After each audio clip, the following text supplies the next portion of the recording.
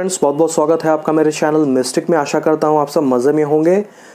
दोस्तों, हम लोग हमेशा पूरे जीवन किसी न किसी स्तर पे शक्ति का उपार्जन करते रहते हैं या करना चाहते हैं, क्योंकि ये हमारा अनुभव है कि अगर हम शक्ति हमारे पास होगी तो हमारा जीवन सुलभ हो जाएगा, जीवन गुजारने में हमें आसानी होगी। फॉर इंस्टेंस, जब खाने की बात आती है तो हम लोग अच्छे से अच्छा खाना खाना चाहते हैं। हमारे डाइट में हम लोग बैलेंस डाइट की बात करते हैं। प्रोटीन होना चाहिए, विटामिन्स होना चाहिए, सारे मिनरल्स होना चाहिए। ऐसा क्यों है? उससे हमारे शरीर के जितने भी ऑर्गन्स हैं जिनको काम करने के लिए ये सारी चीज़ें ज़रूरत है। अगर इसको एक शब्द में बोले तो इससे उतनी ऊर्जा मिलेगी हमें जो कि हमारे शरीर को पूरी तरह स्वस्थ रखे। इससे सारा काम लेने में हम सक्षम हो सकेंगे। लाइकवाइज और भी बहुत तरीक़ा का ऊर्जा होता है। आप देखेंगे धन की ऊर्जा है, पावर की ऊर्जा है।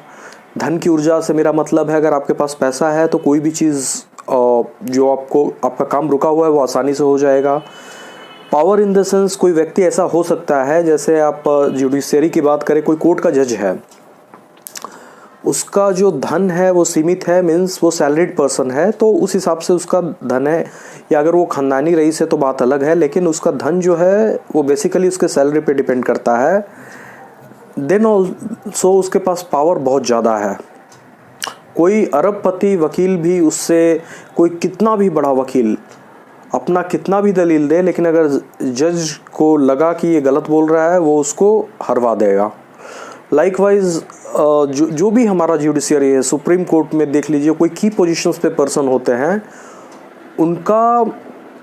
उनके पास धन शक्ति कम हो लेकिन वैसे पावर बहुत होता है। ये बात अलग है, वो उस पावर का उपयोग करते हैं, दुरुपयोग करते हैं, ये अलग बात है।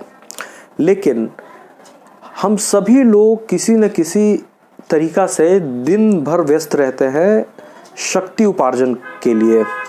बहुत लोग तो शक्ति को ईश्वर ही मानते हैं, शक्ति की उपासना करते हैं। माँ दुर्गा जो कि ईश्वर की एक शक्ति है, ऐसा कहिए, जिससे सारा ब्रह्मांड चलता है, तो शक्ति उपासक हो जाते हैं। वो शक्ति को ही सब कुछ मानते हैं।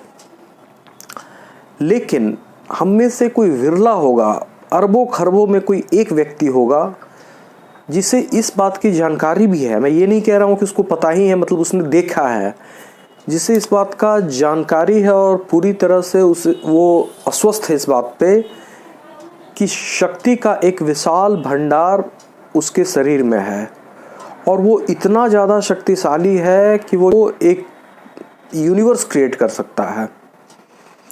इस इंफॉर्मेशन का, इस नॉलेज का होना अपने आप में एक बहुत बड़ी चीज़ है।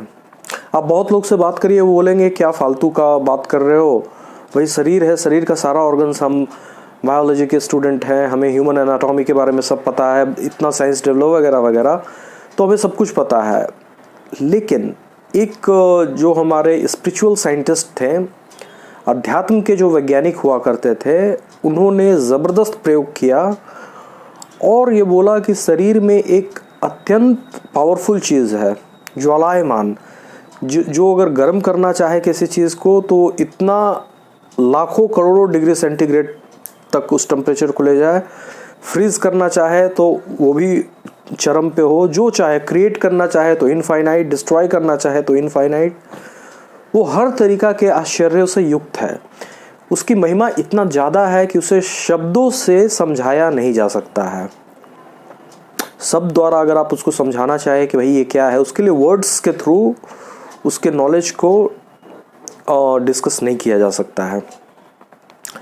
इस जो पावरफुल एंटिटी है, जो कि फॉर्चुनेटली हमारे शरीर में है और हमें पता भी नहीं है, वैसे कहने के लिए जानवर के शरीर में भी है, लेकिन उन्हें पता हो भी नहीं सकता है, क्योंकि पता करने के लिए जो चीज़ सबसे ज़रूरी है बुद्धि।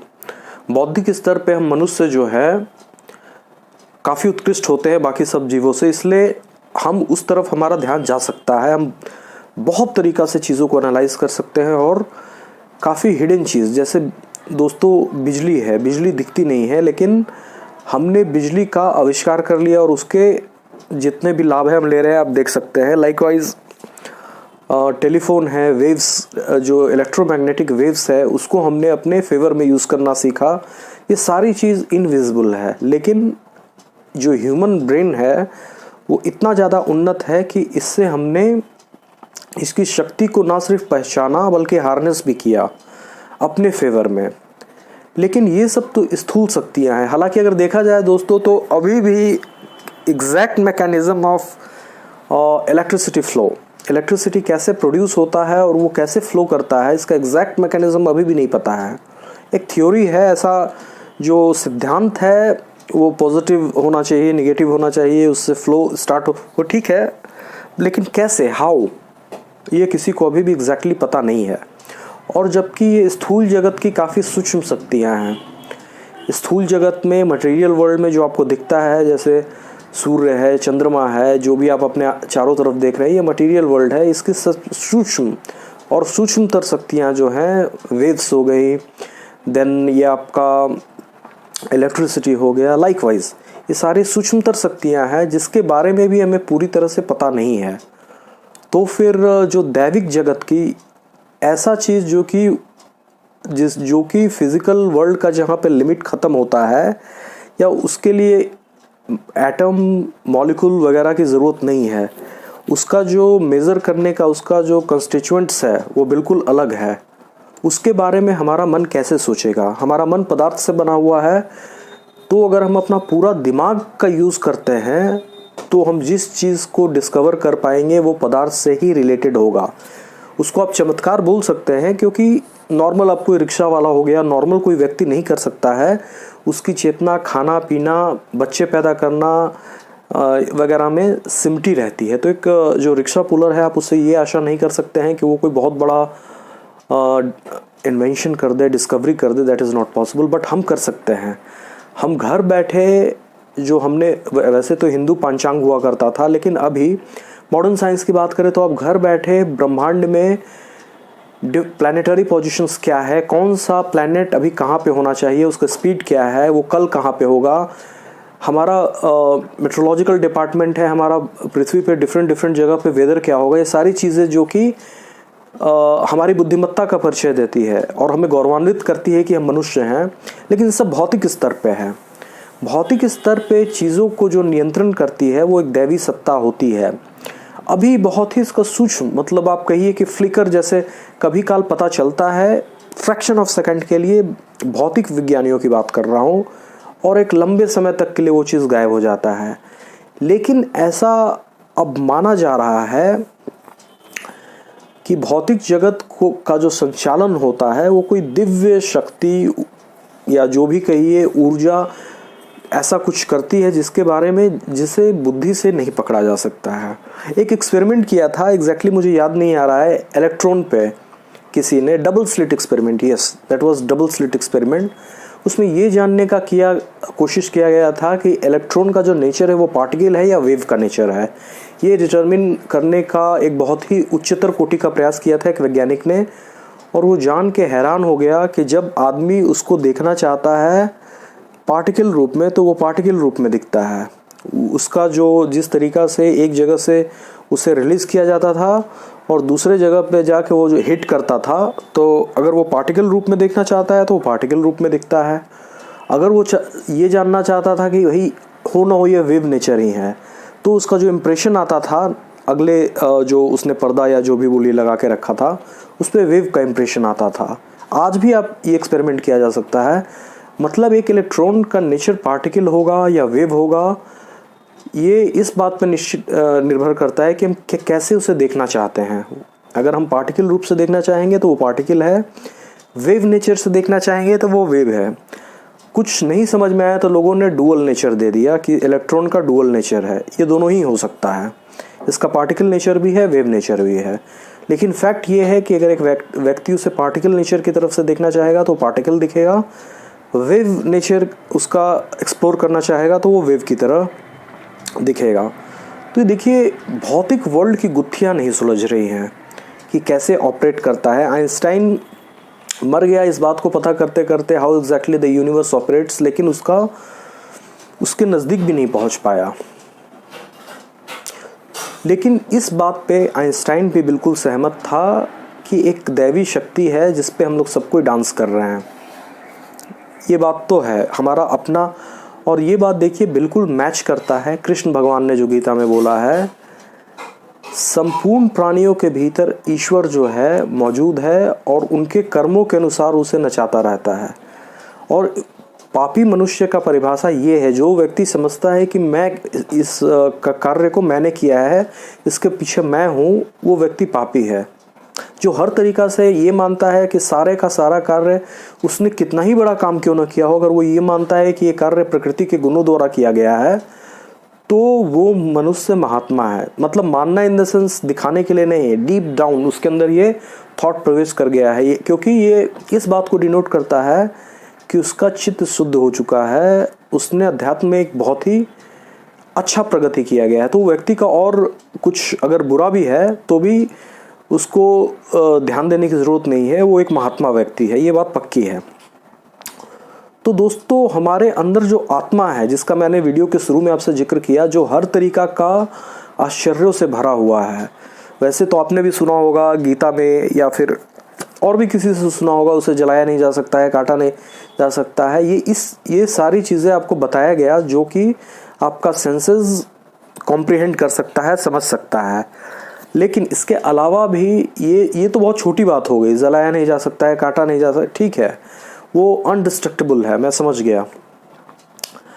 ये उसके साथ नहीं किया जा सकता है, वो क्या कर सकता है, ये भी तो इम्पोर्टेंट चीज़ है। ये आत्मा वो सब कुछ कर सकता है जो कि आपके दिमाग में है और जो नहीं है।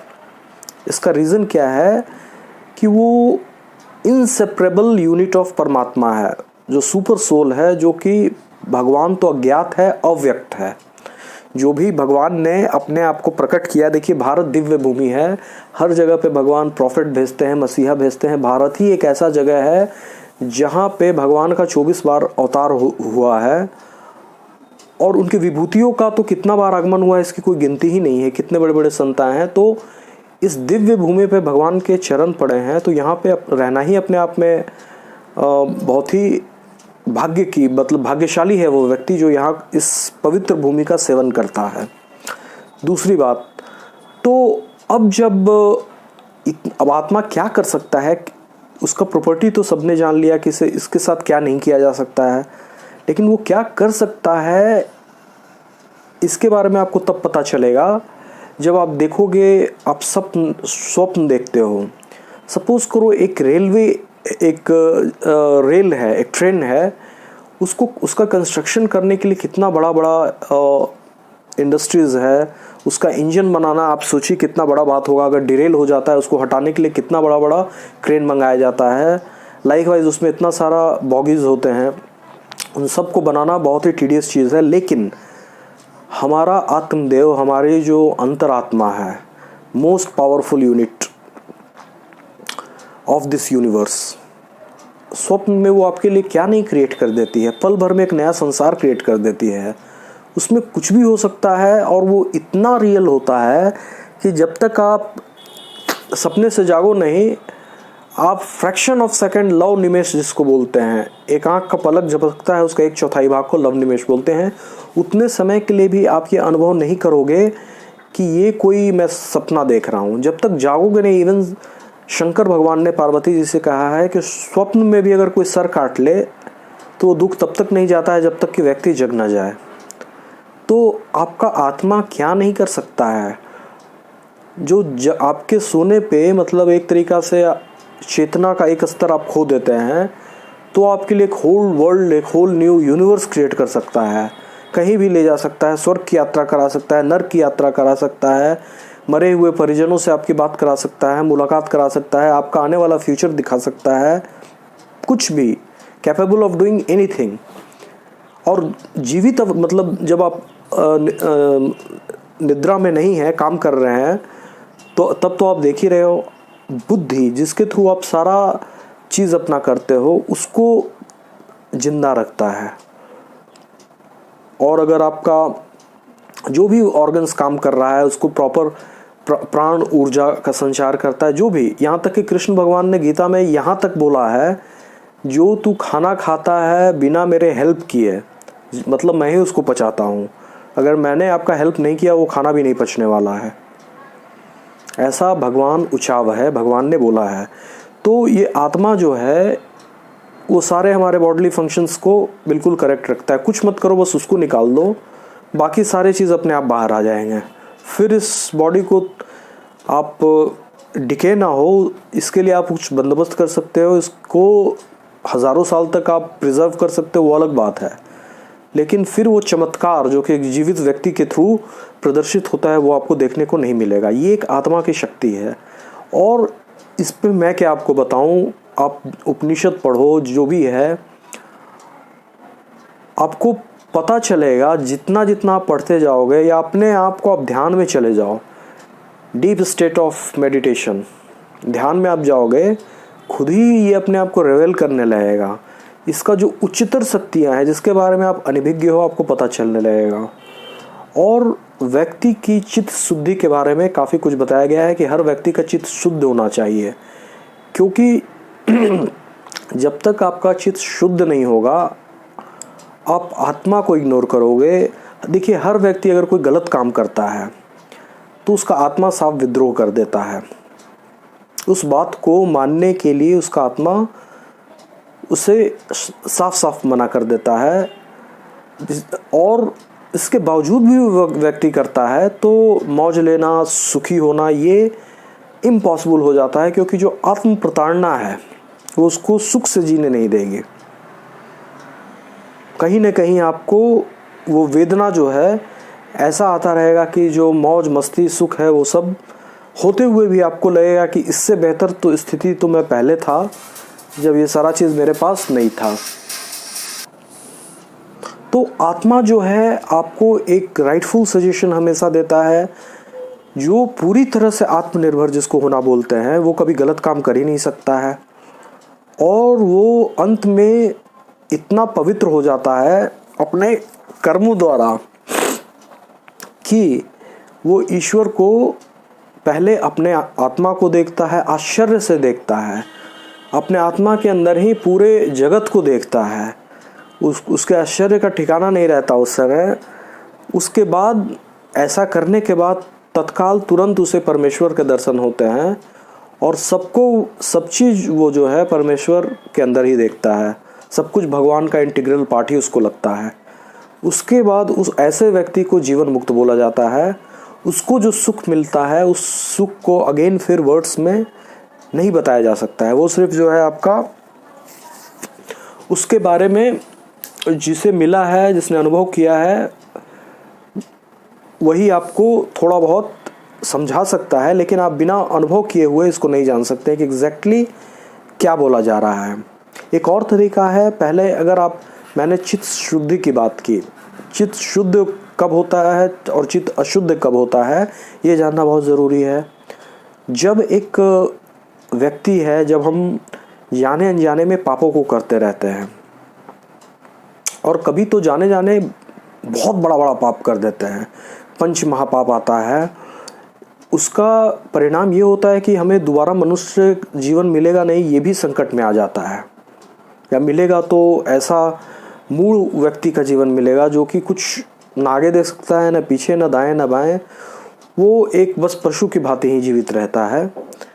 तो जाने अनजाने में हर व्यक्ति पाप करता है। अगर कोई व्यक्ति बोलता है कि मैं बिल्कुल निष्पाप हूँ, वो मूर्ख है, उसको पता नहीं है, क्योंकि वो क्या सोचता है वो और ख़ासकर आज के ज़माना में रखिए, इतना दूषित मनोवृत्ति चारों तरफ है। एक व्यक्ति क्या सोचता है अगर उसी को एनालाइज करे तो उसे शर्म आ जाएगी।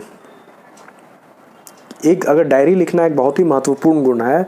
जितने भी हमारे महापुरुष हुआ करते थे वो डायरी को लिखा करते थे, सो दैट जो भी उन्होंने किया मन में जो भावनाएं हैं वो बाहर आ जाती थी। ऐसे क्या है होता है, वो दब जाता है, छुप जाता है कहीं। बाहर आने पे किस भावनाओं को प्रोत्साहन मिलना चाहिए, किसको नष्ट किया जाना चाहिए, किसकी चाबुक से पिटाई होनी चाहिए, सारा कुछ सामने आ जाता है। तो मित्रों, बात ये है, एक व्यक्ति पूछ सकता है कि हमने बहुत पाप किया जिस कारण हम आत्मा के दर्शन करने के लिए नहीं योग्य हैं। परमात्मा के दर्शन तो बहुत दूर की बात है, हम क्या करें। पहला तो देखिए, एक छोटी सी बात है जो आपने अपने मम्मी पापा से, दादा दादी से सुना होगा, अपना आचार विचार को बिल्कुल स्वच्छ रखना चाहिए, बिल्कुल साफ। मन क्रम वचन हो एक समाना, राम भगवान ने बताया है रामचरितमानस में। आप जो सोचते हो, जो बोलते हो और जो करते हो, वो तीनों एक सिंक होना चाहिए। ऐसा नहीं कि आप सोच कुछ और रहे हो, बोल कुछ और रहे हो, कर कुछ और रहे हो। एक पुण्यमय व्यक्ति का निशानी यही है, उसको आप ऐसे पहचान सकते हो। एक महात्मा व्यक्ति जो है वो जो सोचता है वही बोलता है, वही करता है, इन तीनों में सिंक होता है। ऐसा करोगे तो आपका चित्त जो है शुद्ध होने लगेगा। लेकिन जो सबसे बड़ा है, अगर कोई हमारा जो एज अ ह्यूमन, वैसे तो अगर आप अपने आप को आत्मा मान लें, you are as free as anybody else, जैसा, या फिर आप ऐसा करें कि you are next to God, कुछ भी आपके लिए संभव नहीं है। लेकिन हमारे जो बुद्धि के परतों पे, हमारे आत्मा के ऊपर जो मल विक्षेप है वो इतना ज़्यादा गहरा है कि जैसे सूर्य के को आप ऐसा समझो कि इतना लेयर्स ऑफ क्लाउड से उसको इंसर्कल कर दो कि कहीं कोई बता ही ना सके कि अंदर कोई ऐसा व्यक्ति, मतलब एंटिटी है जो कि इतना प्रकाश जिसके अंदर है। अब जैसे जैसे आप बादल के लेयर को हटाते जाओगे, उस अनुपात में सूर्य का चमक आपको दिखता जाएगा। जिस दिन उसके तरफ से सारे बादल हट जाएंगे, सूर्य सामने हो जाएगा।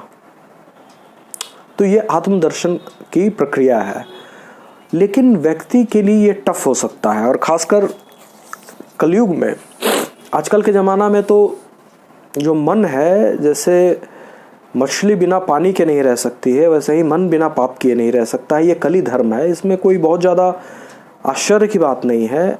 और व्यक्ति अधर्म करते हैं, बुरे कर्म करते हैं, उस पाप का एक्युमुलेशन होता है और नरक की यात्रा पे निकल जाते हैं। व्यक्ति जब मरता है तो एक आर्ची मार्ग होता है जिसके थ्रू वो स्वर्ग जाता है, ब्रह्मलोक तक जाता है, फिर पितरों के लोक के जाने का एक मार्ग होता है।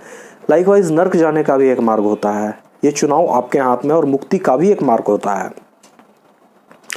तो सवाल उठता है कि हम बिना इतना दिमाग लगाए, कोई भी व्यक्ति, एक साधारण व्यक्ति है, वो इस एक्सटेंट तक आपको वो दिमाग लगाने के लिए तैयार नहीं है, वो कुछ भी समझने को तैयार नहीं है। उसे कुछ ऐसा उपाय चाहिए कि जिसे करने से हमें भगवान के दर्शन हो जाएं। भगवान के दर्शन हो जाए मतलब सबसे पहले आपको आत्मा का ही दर्शन होगा। फर्स्ट ऑफ ऑल आपको ये जानना पड़ेगा, भगवान आपको ये बताना चाहते हैं, हु एग्जैक्टली आर यू, तुम कौन हो, पहले ये जान लो, फिर मैं कौन हूँ वो मैं दिखा ही दूंगा, कोई दिक्कत नहीं है। तो इसके लिए क्या करना पड़ेगा? देखिए दोस्तों, श्रीमद् भागवत में एक बड़ा ही उत्तम श्लोक आता है, श्रुतः संकीर्तितो ध्यातः पूजितः धृतो अपि वा ऋणाम धुनेति भगवान हृतस्थो जन्मायुता शुभम। इसका अर्थ भी समझ लीजिए। इसका अर्थ होता है भगवान के रूप, गुण, लीला, धाम और नाम के श्रवण, संकीर्तन, ध्यान, पूजा और आदर वे मनुष्य के हृदय में आविराजते हैं।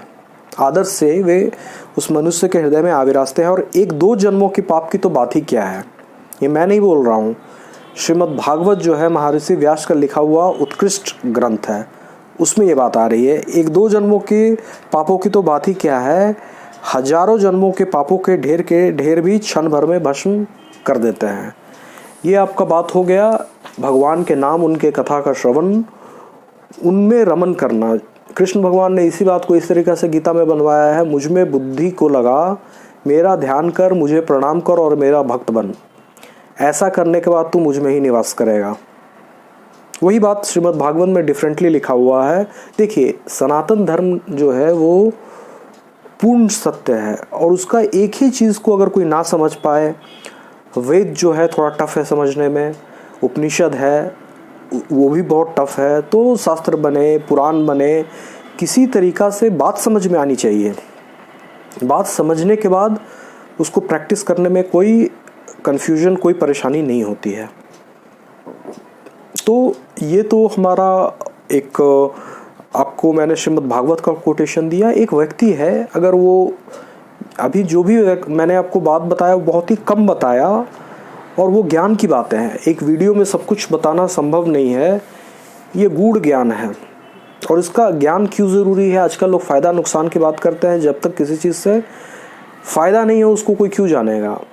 देखो मित्रों, बात ऐसी है, ये मानव जीवन बहुत क्षणिक है लेकिन बहुत प्रेशियस है। हर आदमी जो है अपने लाइवलीहुड के लिए स्ट्रगल कर रहा है। आजकल तो देवता तो फेवर में बहुत कम है, और जैसे जैसे कलयुग एडवांस करेगा देवता आपका साथ देना बंद कर देंगे। आप यज्ञ नहीं करते हैं देवताओं के निमित्त, और यज्ञ के बारे में मैंने आपको बताया है, यज्ञ 1 मिनट का हो सकता है, 2 मिनट का हो सकता है, 5 मिनट का हो सकता है। यज्ञ में लाखों करोड़ों नहीं, 1 रुपया लग सकता है, 2 रुपया लग सकता है। व्यक्ति की श्रद्धा नहीं है देवताओं के प्रति। क्यों? अभी आप देख रहे हो कि ये आप कह लो आर्टिफिशियल इंटेलिजेंस का जो यूज़ हो रहा है, या फिर जिसको हमारे शास्त्रों में मेधा मशीन बोला गया है, मेधा यंत्र। मेधा यंत्र जैसे एक लिफ्ट है, एक लिफ्ट को में अगर आप सपोज करो 5 बटन प्रेस करते हो, वो 5th फ्लोर पे जाने लगता है। आपने सिर्फ बटन दबाया, लिफ्ट ने डिटर्मिन किया कि उसको 5th फ्लोर पे जाना है। लाइकवाइज बीच में किसी ने वो ऊपर की ओर जा रहा है और किसी ने 3rd फ्लोर पे रोका, तो वो लिफ्ट जो है ओपन हो जाएगा। और थोड़ा ज़्यादा एडवांस्ड है लिफ्ट, 3rd पे किसी ने प्रेस भी किया और लिफ्ट को लगा कि भाई जितना मैक्सिमम कैपेसिटी मेरे अंदर है, अब मैं किसी एडिशनल लोग को कैरी नहीं कर सकता हूँ, तो लिफ्ट उस समय रुकेगा नहीं। वो सब कुछ सेल्फ मैनेज्ड है, या शॉर्ट में बोले उसके पास इतनी बुद्धि है कि वो लाखों लोगों को पूरे दिन भर ऊपर नीचे ले जा सकता है। और अगर मैंने तो एक छोटा सा एग्जांपल दिया, बहुत बहुमंजिल स्काई स्क्रैपर्स जो होती हैं जिसमें 100 स्टोरीज बिल्डिंग है, ऐसी जो बड़ी बड़ी बिल्डिंग है, उसमें बिना लिफ्ट के तो कुछ हो ही नहीं सकता है। उसमें कितने लोग आते जाते होंगे, और लाइफ लाइन जो है, जो बैकबोन कही उस बिल्डिंग का, मैं तो बोलूँगा लिफ्ट ही है। वो नहीं रहेगा तो कोई वृद्ध हो या फिर कोई युवा हो या कोई बच्चा हो, कोई भी उसमें काम करना पॉसिबल नहीं हो पाएगा। तो ये एक एग्जाम्पल दिया मैंने आपको मेधा यंत्र का। मेधा यंत्र का मतलब हो गया जिस यंत्र में आपने बुद्धि का मिश्रण कर दिया है, उसको मेधा यंत्र बोलेंगे। और ये एक छोटा सा मेधा यंत्र है। लाइकवाइज अब तो सेल्फ ड्राइविंग व्हीकल आ रही है, कार जो आपका हो गया, उसमें शायद दुबई में ऐसा तो कॉमर्शियल रूप पे स्टार्ट हो गया है। जैसे अभी इंडिया में आप ओला उबर यूज़ करते हो, लाइकवाइज दुबई में है कि आप कार को आप बुकिंग आपने किया, उसमें कोई ड्राइवर नहीं होता है, ड्राइवरलेस कार है, आप बैठ जाओ, बताओ अपना लोकेशन डालो, वो खुद ही जो मेज़र करेगा कहाँ पे ट्रैफिक है, कहाँ पे रुकना है, कहाँ ब्रेक लगाना है, कितना स्पीड करना है, किसका डेस्टिनेशन आ रहा है, वगैरह वगैरह सारा चीज़ जो है। तो इस तरीक़ा से आर्टिफिशियल इंटेलिजेंस अभी तो बहुत ही नेसेंट स्टेज में है, अभी इसको बहुत ज़्यादा एडवांस करना है। लेकिन हमारे जो धार्मिक ग्रंथ है उसमें साफ साफ बोला गया है मेधा यंत्र को बढ़ावा ना दो। इसके बारे में मैं बाद में एक सेपरेट वीडियो बनाऊंगा। अभी देखिए आर्टिफिशियल इंटेलिजेंस का जो के कारण लोगों को जो थोड़ा सा फ़ायदा हो रहा है, तो उन्होंने देवताओं की सत्ता को, मतलब ऐसा कहिए नास्तिक होने लगे। उन्हें लग रहा है कि भाई देवता क्या है, हमारा जो है हम we will do hard work, हमारे पास बुद्धि है, हमारे पास टेक्नोलॉजी, हम ऐसा करेंगे। लेकिन जिस दिन वो आपके they will turn against you, जितने भी आपने, अभी तो मैं लिफ्ट की बात नहीं कर रहा हूँ, हालांकि वो भी है किसी भी समय आपके अगेंस्ट जा सकता है। तो ये जो आपका बनाया हुआ क्रिएशन है, जब आपके अगेंस्ट में आएगा और आपने उसको शक्ति उसको बढ़ाते रहे, टाइम टू टाइम आपने उसकी योग्यता का विस्तार किया है, तो अब वो इतना खतरनाक बन चुका है कि जब वो डिस्ट्रक्शन करने पे आएगा, उसे लगेगा कि नाउ हमें भाई we can operate on our own, हमें इंटरफेरेंस नहीं चाहिए, कोई क्यों हम किसी की बात क्यों माने जब हम उस व्यक्ति से ज़्यादा स्मार्ट हैं। तो फिर हमारा डिस्ट्रक्शन जो है बहुत ही फास्ट रेट से होने लगेगा। और एट दैट टाइम देवता हैं जो भी हैं वो कुछ भी करने के लिए योग्य हैं। वो कोई भी जिसे आप चमत्कार समझ सकते हैं, वो उनके लिए बहुत ही साधारण बात है, क्योंकि वो हायर डायमेंशन पे रहते हैं, मटेरियल वर्ल्ड से काफ़ी ऊपर उनकी पहुंच है। लेकिन उनके लिए जो यज्ञ कर्म है, उनका आदर भक्ति, और उनसे आपको कोई चाहिए नहीं। करोड़ों अरबों रुपए आप अपने पास रखो, they are happy with you. वो श्रद्धा लेते हैं। आप देखोगे शंकर भगवान है, शिवलिंग पे लोग क्या करते हैं, जल अर्पित करते हैं, भगवान को बिल्व का पत्र देते हैं, दूध थोड़ा सा आप 1 लोटा दूध दे दो, कुछ भी, भगवान प्रसन्न हो जाते हैं। बहुत बार तो मनचाहा फल दे देते हैं।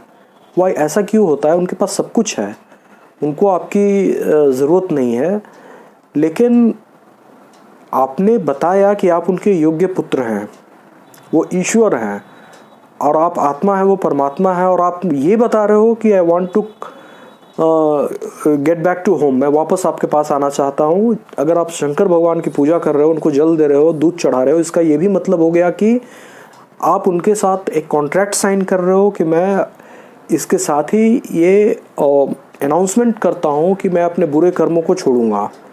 जो भी पाप कर्म मैं कर रहा हूँ, आपको चढ़ाया प्रभु, आप भी मेरी मदद करिए, मैं अपने तरफ से भी करूँगा, आप भी मेरी मदद करिए। ऐसा करके क्या होगा कि मैं अपने पाप कर्मों को छोड़ूंगा, मेरा चित्त शुद्ध होगा, फिर मुझे अपने आत्मा का दर्शन होगा। बाद में आप तो हैं ही, आप प्रभु मुझे दर्शन दीजिएगा। उसके बाद मैं इस माया जाल से, इस मैट्रिक्स से, जिसमें दुख के अलावा कुछ है ही नहीं, जो भी है सुख भी है, वो दुख का ट्रांसफॉर्मेशन है। एक व्यक्ति है जिसको क्या कहते हैं, एक मिठाई दिया जाए और उसको सपोज करो बहुत ज़्यादा वो डायबिटिक है, उसका शुगर लेवल बहुत अप है, उसका कोलेस्ट्रॉल बहुत, लिपिड प्रोफाइल में कोलेस्ट्रॉल बहुत अप है, आप उसको अच्छी अच्छी मिठाइयाँ दे रहे हो, वो खा रहा है, तो क्या उसके फ़ायदे के लिए है? He is inching towards his death, वो आप उसको मरने में हेल्प कर रहे हो, उसका और कुछ नहीं कर रहे हो। तो ये बात है, आत्मा और परमात्मा का रिलेशन क्या है, और कैसे हमारा वास्तविक प्रगति क्या हो सकता है, और मनुष्य कैसे सेल्फ डिस्ट्रक्शन की तरफ बढ़ रहा है। लेकिन जिस तरीका से एक बूंद जो है पूरे सागर का भार नहीं उठा सकती है, आपसे न ये अपेक्षा किया जाता है, और न ही आपको भगवान ये बता रहे हैं कि आप बहुत बड़े समाज सुधारक बनो, आप बहुत लोगों को जो गलत काम कर रहे हैं उससे रोक दो, क्योंकि ये भगवान की बनाई सृष्टि है। ही इज़ रिस्पॉन्सिबल, उनको कैसे मैनेज करना है उनको बेटर पता है। आपका काम है अपने आप को पहले मैनेज करना। दुष्प्रवृत्तियों को, किसी तरीका के छोटे से छोटे पाप को भी बढ़ावा नहीं देना चाहिए। एक छोटी सी छोटी चिंगारी कब फायर बन के पूरे घर को जला देती है, नोबडी नोज। छोटा सा पाप को भी ऐसा कोशिश कीजिए कि मन में स्थान न पाए। और आदमी लाचार महसूस करता है, सोचता है भाई इतने दिन से मैं कोशिश कर रहा हूँ, क्या हो गया? होता तो है, लेकिन उसका स्पीड इतना स्लो होता है कि उसको पता नहीं चल पाता है कि भाई सॉरी देखिए मैं बार बार अपने नाक की तरफ हाथ ले जा रहा हूँ, पता नहीं बहुत इरिटेशन हो रहा है, ये थोड़ा सा वेदर चेंज हो रहा है तो उस कारण ये एलर्जिक राइनाइटिस वगैरह का इशू है, तो इसके लिए मैं माफ़ी चाहता हूँ, मुझे इसको आप इग्नोर कर दीजिएगा। लेकिन मेरे बात जो है इससे आपको बहुत फ़ायदा होगा, इसको इग्नोर मत कीजिएगा। तो मित्रों, लेकिन अगर आपके प्रयास में भगवान का प्रयास भी शामिल हो जाए, ठीक वैसे ही अगर आप कोई साइकिल चला रहे हो और पीछे से हवा चल रही है, तो सोचो आपको कितना कम मेहनत करना पड़ेगा और आपका स्पीड कितना अच्छा हो जाएगा, आप कितना ज़्यादा दूरी तय कर लोगे।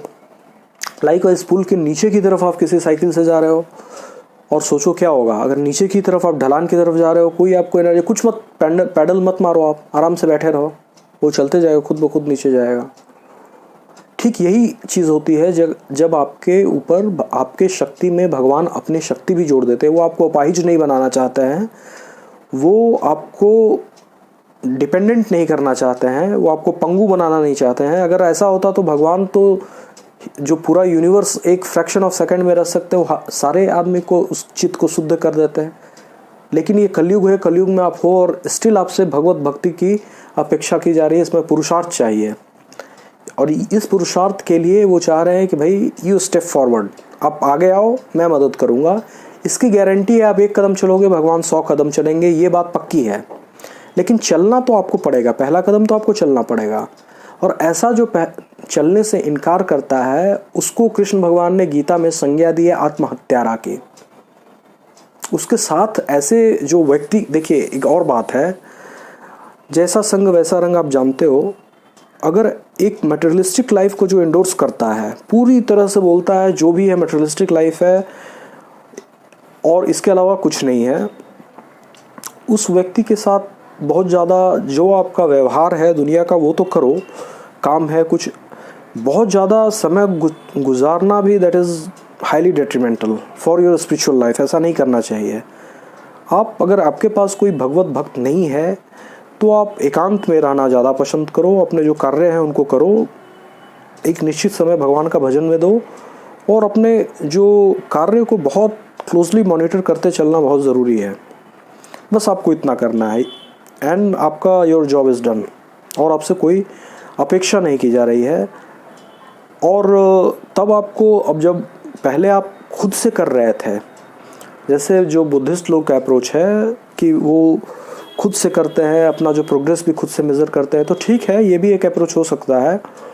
लेकिन बहुत लोग इसमें डिस्करेज होकर उसको छोड़ देते हैं क्योंकि इतना स्लो होता है या फिर उनका चित्त अशुद्ध होता है, तो उस प्रोग्रेस को देखने में भी असफल होते हैं।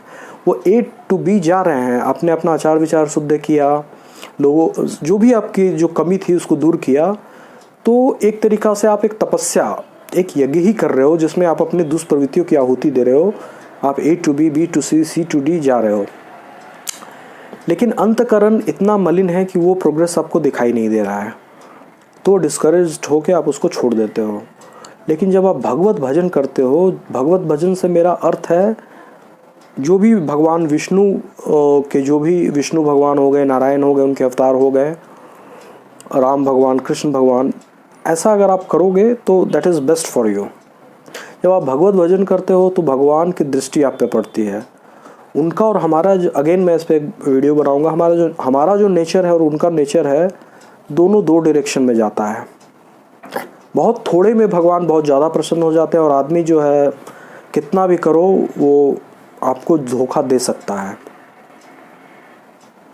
तो दोस्तों, आपको कुछ नहीं करना है, आपके आत्मा के ग्लोरी को जो भी है, आपका ये एम होना चाहिए। कर आप कुछ भी रहे हो, आप कुछ भी कर सकते हो, that is up to you, लेकिन कर आप कुछ भी रहे हो, लेकिन आत्मा के ग्लोरी को अपने जीवन में स्थापित करने के लिए आपको प्रयत्नशील रहना चाहिए। अगर as a matter of fact ये पूछते हो कब से, इसका ड्यूरेशन कब से कब तक होना चाहिए, तो सही बात तो ये है कि जिस दिन से पैदा होते हो। लेकिन आदमी कहाँ उतना, उसके लिए वैसा संस्कार चाहिए।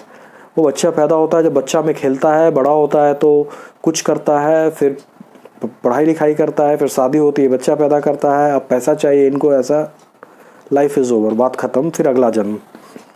तो ऐसे चलते रहता है। इस चक्र को तोड़ना ही रियल पुरुषार्थ है। ये जो चक्र को जो घूम रहा है और इसमें आप बैठे हुए हो, आपको इससे बाहर निकलना है। और इसका तरीका, सबसे सुगम तरीका और वेदोक्त तरीका, शास्त्रों द्वारा अनुमोदित किया हुआ तरीका और स्केलेबल, आप ऐसा करो, देखो कुछ होता है कि नहीं। कोई ज़बरदस्ती नहीं होगा, छोड़ देना। असंख्य लोगों ने ऐसा करके सुख पाया है, आप भी इसी मार्ग पे चलें। आशा करता हूँ मित्रों, आज का वीडियो आपके जीवन में एक नए परिवर्तन लाने में सफल होगी। कल मैं फिर एक रोचक वीडियो के साथ आपके सामने आऊँगा। तब तक के लिए बहुत बहुत धन्यवाद।